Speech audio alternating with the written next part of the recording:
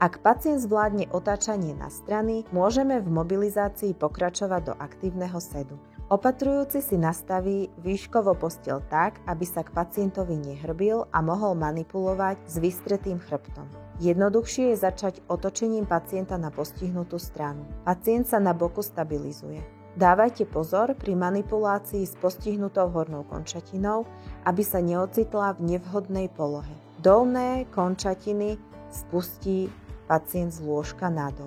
Pacient sa snaží oprieť o lakeť postihnutej hornej končatiny a zdravou sa zachytí za trup opatrujúceho a ťahá sa do sedu.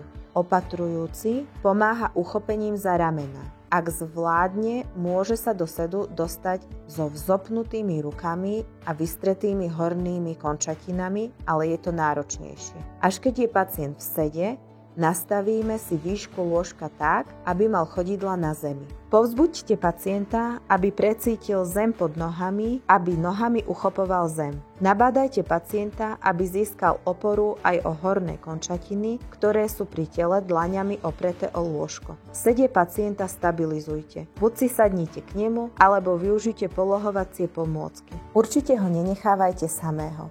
Pacienti sú zo začiatku nestabilní, padajú dozadu, na strany aj dopredu. Stabilitu získavajú časom, opakovaním transferov, nácvikom stability a celkovým cvičením.